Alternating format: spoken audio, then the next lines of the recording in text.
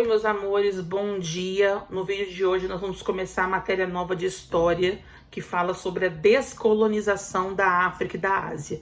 O que significa esse processo de descolonização? Nada mais é do que o processo de independência, né? Vocês viram nos capítulos anteriores, lá para trás, que aconteceu o processo de colonização da África e da Ásia no século XIX, quando as potências europeias estavam à procura de matéria-prima, mercado consumidor, mão de obra barata e fonte de energia, acabaram dominando vários países africanos e asiáticos. Agora, durante a Guerra Fria, pós-Segunda Guerra Mundial, vai acontecer o momento em que esses países africanos e asiáticos vão lutar por independência. Então, a independência de muitos deles é muito recente. Aconteceu agora, anos 90, início dos anos 2000. Tem países que ainda enfrentam conflitos que estão relacionados com o processo de independência. Então, é uma história muito recente.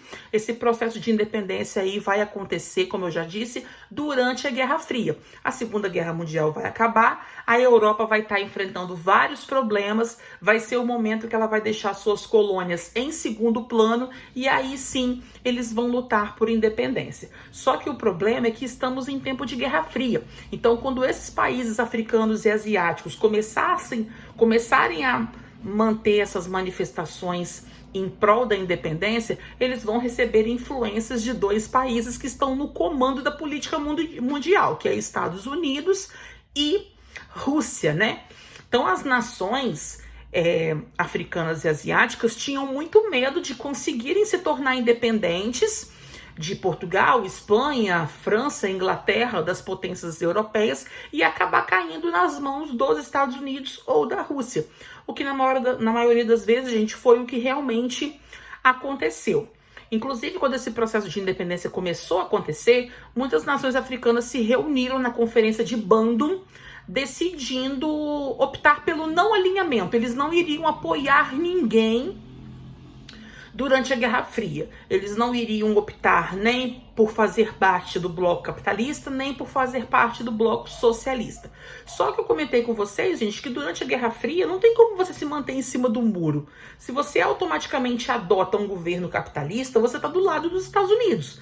E se você automaticamente adota um governo socialista, você está do lado da Rússia. Então isso é meio que inevitável, né? Mesmo que você, eu não vou estar do lado de ninguém, mas somente a sua própria forma de governo acaba dando sinais de que lado você está. Então, essa conferência de Bandung aconteceu, os países africanos prometeram optar pelo não alinhamento, disseram que não ia apoiar nem o bloco capitalista nem o socialista, mas mesmo assim, gente, a influência deles é muito grande e eles acabaram caindo, então, nas mãos dos Estados Unidos ou da Rússia. Então, ficaram independentes dos países europeus, mas acabaram enfrentando problemas internos, que é consequência aí dessa disputa ideológica da Guerra Fria. Então, durante todo esse capítulo, nós vamos falar de guerras, de conflitos que aconteceram internamente dentro de alguns casos específicos, alguns países que ele trouxe pra gente aqui, de guerras de independência e guerras posteriores que continuaram acontecendo mesmo com a independência proclamada por disputa de poder e pela influência também dos Estados Unidos e da Rússia.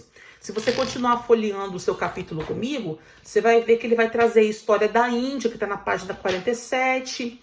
Depois ele traz da Indochina, né, que está relacionada ao Vietnã. Depois ele traz a história da China. Entrando na África, ele fala da Argélia, ele fala de Angola.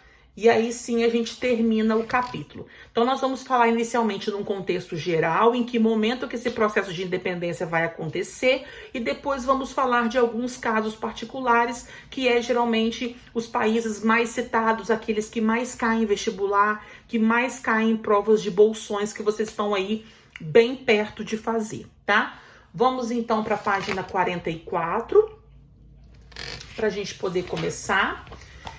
Neste capítulo, vamos estudar os processos de emancipação política. Se você tem medo de esquecer, bota aí, emancipação política é independência de algumas colônias europeias nos continentes africano e asiático. Essas emancipações ocorreram em maior intensidade após a Segunda Guerra Mundial, motivo pelo qual há países muito jovens nesses dois continentes. Então você vê aí que a independência deles acontece, então, muito recente, né, da Segunda Guerra Mundial para cá, E aí a gente vê então que eles conseguiram a independência nesse momento de dificuldade que a Europa estava enfrentando. O exercício vai fazer daqui a pouquinho, vamos lá para baixo. Política internacional em relação à África e à Ásia. Desde o final do século XIX, os continentes africano e asiático estavam dominados por potências europeias. Então a Europa domina aí o continente africano e asiático desde lá do século XIX e a independência, como eu disse, vai acontecer já já.